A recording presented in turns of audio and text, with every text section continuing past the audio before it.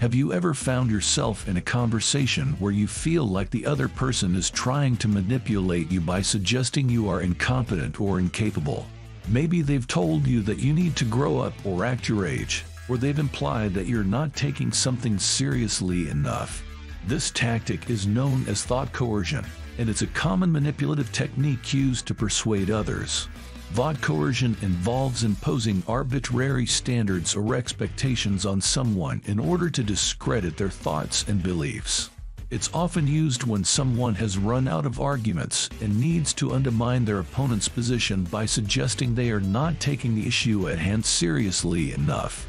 For example, if you're trying to convince a friend to come to a concert with you, and they say they don't want to because the tickets are too expensive, the other person might respond by saying you don't want to come because you're cheap. This is an example of thought coercion, as the person is imposing an arbitrary expectation that being willing to spend money is a sign of maturity, and using it to discredit their opponent's position. But why is thought coercion so harmful? It undermines a person's ability to think for themselves and make their own decisions. It suggests that their thoughts and opinions are not valid because they don't meet certain standards or expectations. It also reinforces harmful stereotypes about what is appropriate for certain age groups. For example, telling someone they need to act their age suggests that there are certain expectations or norms that are appropriate for people of different ages, and implies that those who don't conform to these expectations are not behaving appropriately. But it's not just about age. Thought coercion can be used to impose expectations on people based on any number of factors, such as gender, race, or socioeconomic status. For example, telling a woman that she needs to know how to play the game in order to succeed in a male-dominated industry is an example of thought coercion. It suggests that there are certain norms or expectations that she must meet in order to be taken seriously, and implies that those who don't conform to these expectations are not competent or capable. So how can you avoid being manipulated by thought coercion? First, it's important to be aware of the tactics being used. Recognize when someone is imposing arbitrary standards or expectations on you in order to persuade you. Pay attention to the language they are using, and look out for phrases like act your age, be more serious, or don't argue with your elders.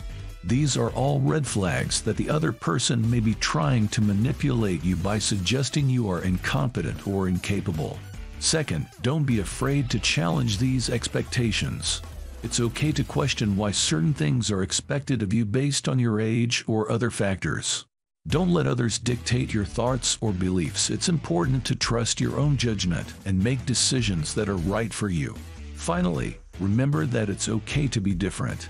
Don't feel like you have to conform to certain norms or expectations just because others think you should. There is no one-size-fits-all solution for how to think or behave, and it's important to be true to yourself and make decisions that are authentic and meaningful to you. But it's not just about avoiding being manipulated. Thought coercion can also have negative impacts on our relationships. A study published in the Journal of Social Psychology found that people who use thought coercion are perceived as less likable and less trustworthy.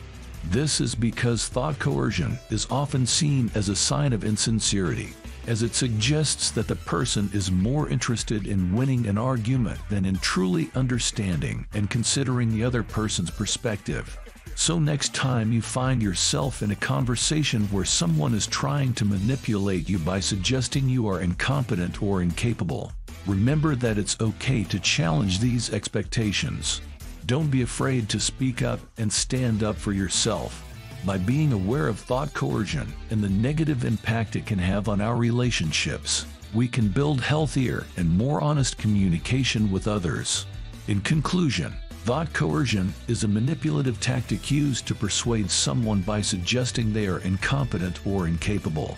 It imposes arbitrary standards and expectations on someone in order to undermine their ability to think for themselves. But by being aware of this tactic and standing up for yourself, you can avoid being manipulated by thought coercion and make decisions that are right for you.